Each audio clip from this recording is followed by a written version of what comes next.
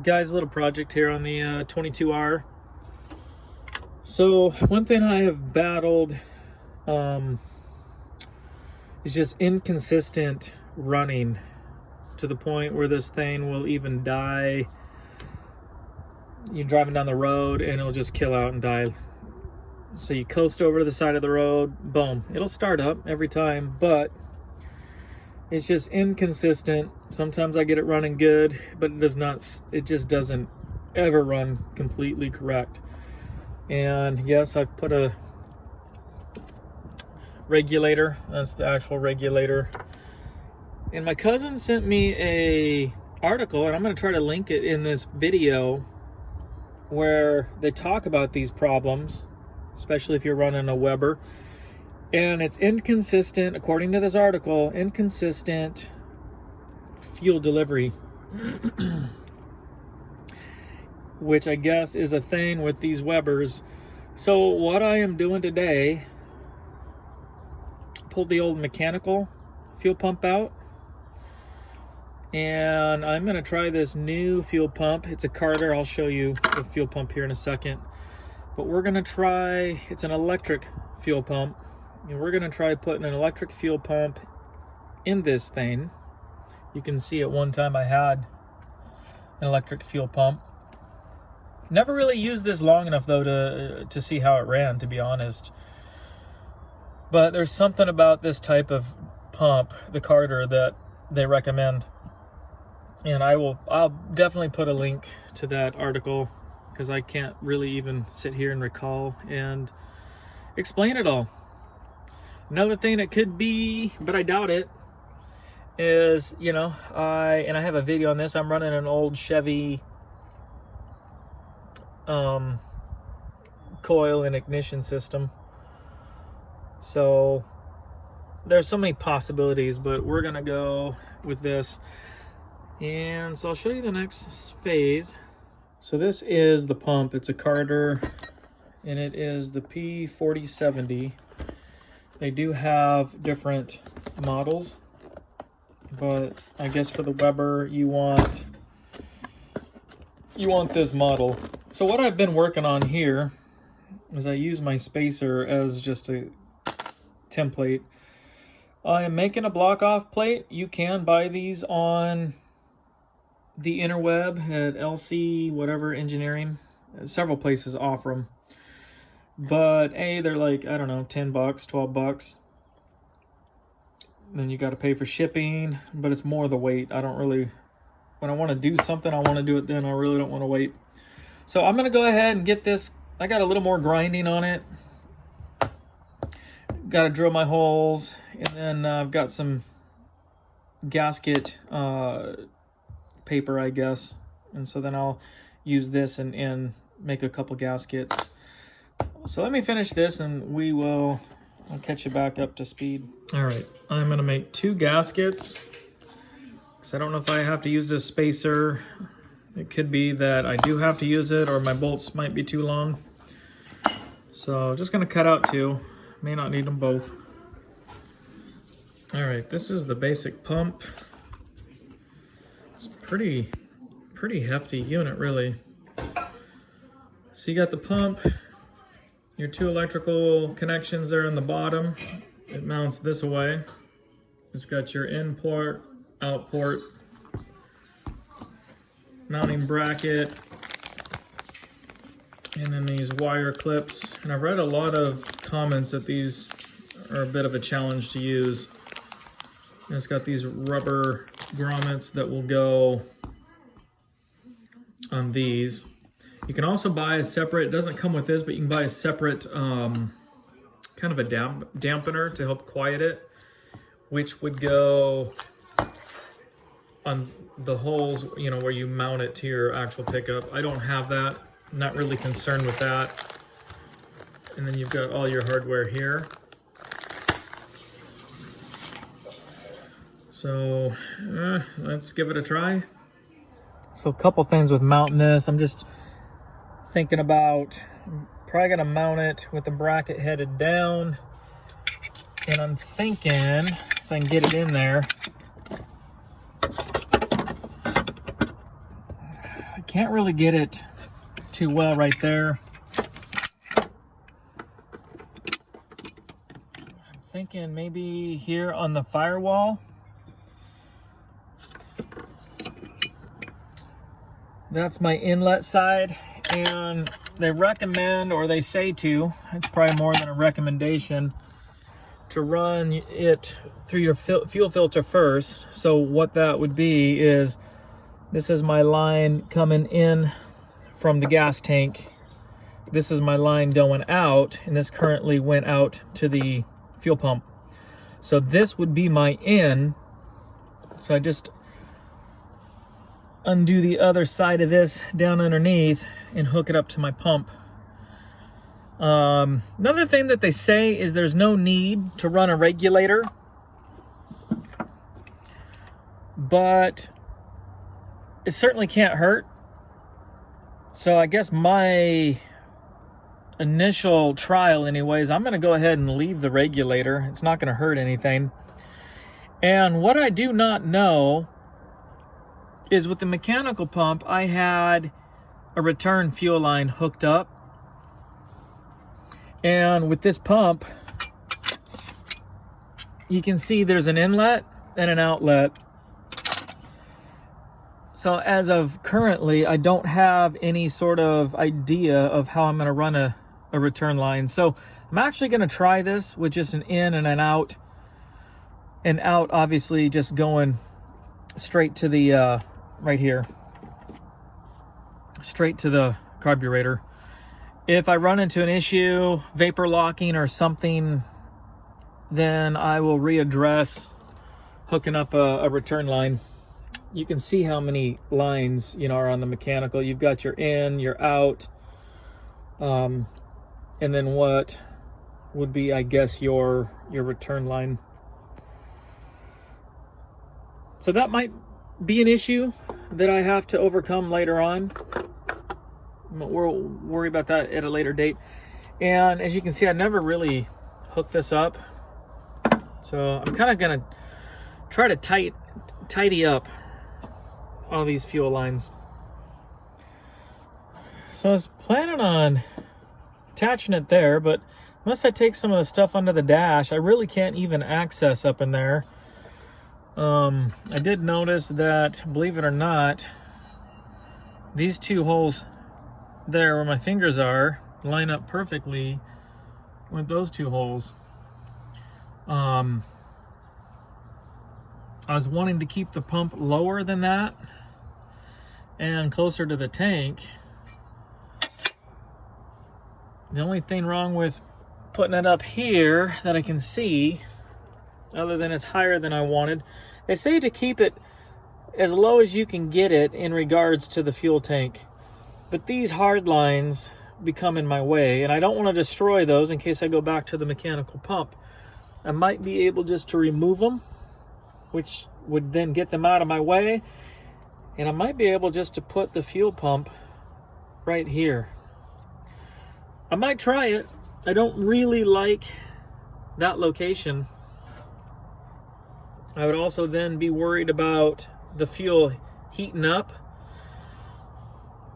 being it's attached to the block, and then that might cause the vapor lock.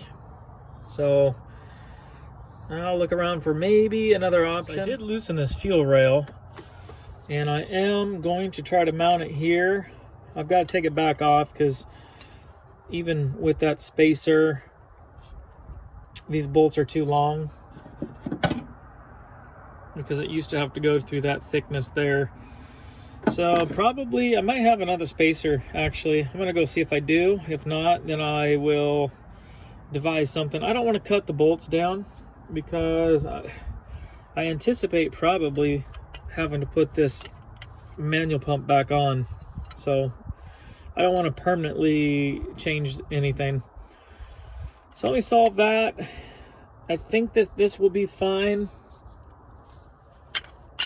And then we'll mount this down here. And it gets it pretty low. I'm just not finding a good place on the firewall or the fender. So let me get this mounted and then we'll go from there. All right, guys, I'm gonna get you up to speed. Got the bracket in here mounted. Still don't know if it's a good idea to go to where the mechanical pump is.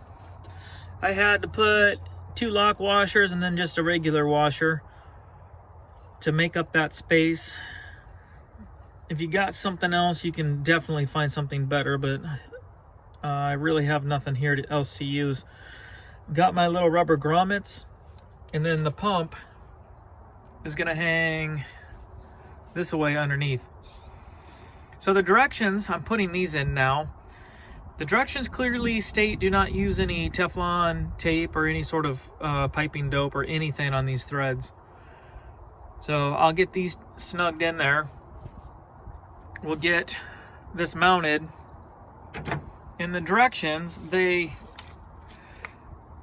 run the ground wire from the bottom of the pump to here, but I don't think that's going to be a very good ground because of this bit of plastic in there. So we'll just run it to a different bolt. So that is the plan there. We'll go ahead and hook that up, then we'll worry about fuel lines.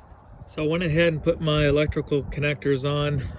In the comments, when I read about these pumps, one of the biggest complaints was using these pressed-on gizmos that they got.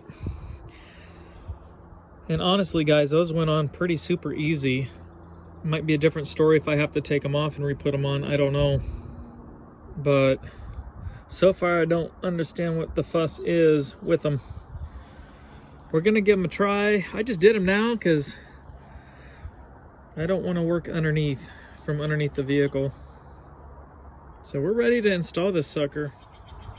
So this job just keeps getting a little bit more hokey by the second.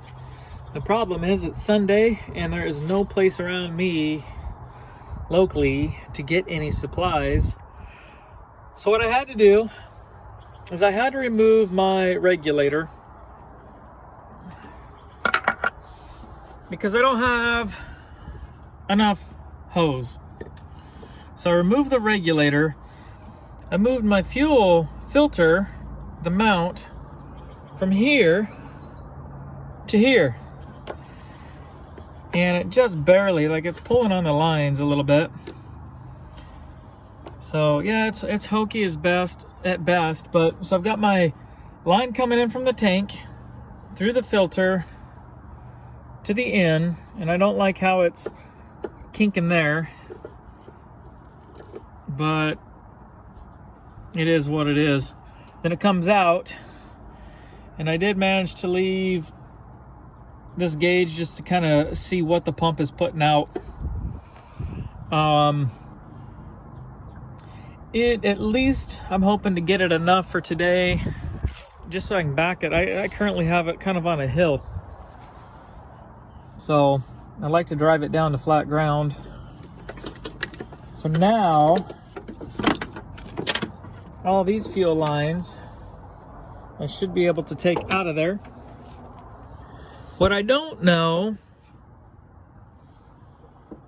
there's my breather that used to go, there used to be the breather ball in here, the charcoal canister, I guess. That's my guess anyway. And I've just left it as a breather for the tank. And I'm assuming that this last one is a return, fuel return.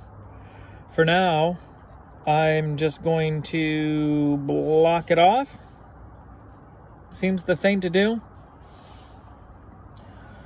Now that I stop and think about it,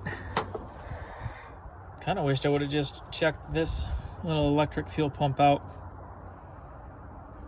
But we're already practically set up. I'm just going to run a ground and a 12 volt positive, hopefully to the key start, and see how this thing works. All right, I found myself a keyed power source, meaning key's got to be on for there to be power. I've not checked it to make sure it's a full 12 volts. You're supposed to have full 12 volts with this pump. I imagine it would be, but I am going to check it. because I've been fooled before. Other than that, I'll wire nut this. I'll wire nut my ground wire where I put together and this other positive wire. This is just temporary to see if I even like this pump idea or if it fixes the problem. If so, the game plan then would be to clean up a lot of this, but I might do some rerouting. I may not even put the fuel pump there, or I might go back to the mechanical. If this makes no improvement, then I might as well go back to the mechanical. In which case, at that point, I probably am going to start looking at maybe getting a Petronix or some sort of electronic ignition system. So, I'll throw some wire nuts, try to start this thing and see what happens.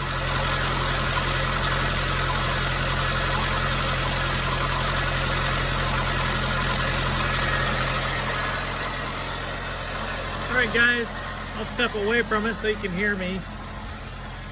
As you can see, that pump sitting there idling is only putting out like, I don't know, 1 PSI.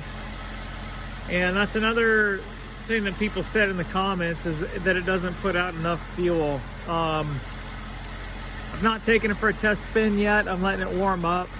It's not driven in forever. I did check the electrical connection and I get 13 volts.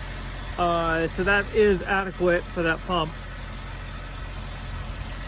That pump is supposed to put out far more than 1 PSI. So I don't think that pump I don't think it's gonna work. I don't think so. That was the complaint that a lot of people had too, is they say these Carter pumps used to be, when they were made in the US, were pretty bulletproof, pretty solid. Now guys are saying their experience is they're all over the map with what PSI they put out. I've not driven it. I'm not gonna jump to conclusions quite yet. We'll take it for some test spins. All right guys, so far so good. Of course, I can't really tell on one drive. It's gonna take repetition. It doesn't always stall out, but she goes.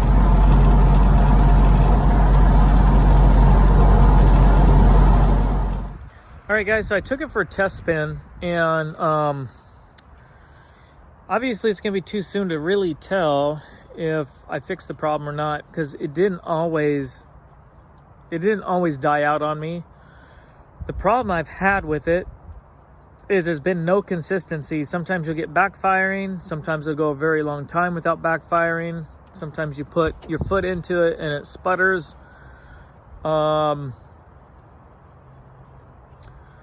Just that's been my problem, is I can't really chase down the problem because there's no consistency to symptoms. But the biggest annoying thing that I've had in the past is be driving down the road and it just stall out like it ran out of gas. So I'm gonna have to drive it for a while and see if that happens to me. I mean, that's really the only way to tell, I guess. So unfortunately, I wished it was one of those things I had a yes or no answer, it fixed it or it did not. But I don't know. So what I'm gonna do now is button up my wiring and just make it a little bit neater and drive it. And I will make a follow-up video. So if you have, well, it doesn't just pertain to the 22R, but certainly if you've got an older Toyota 22R, 20R with a Weber, and that's the key, is the Weber. Read the link. I'll try to put it in the description. Just read the article and then go from there. It explains kind of everything. And just if you have this issue or you just want to know if I fixed it, follow along, like, subscribe maybe. And I don't know when I'll post that video. I want to drive it enough so I can definitely say, yes, I fixed it, or no, I didn't. So that would be a game changer for me, because as of now, I don't really drive it anywhere. I don't want to be going down the freeway and it just kick out. That's it. Thanks for watching.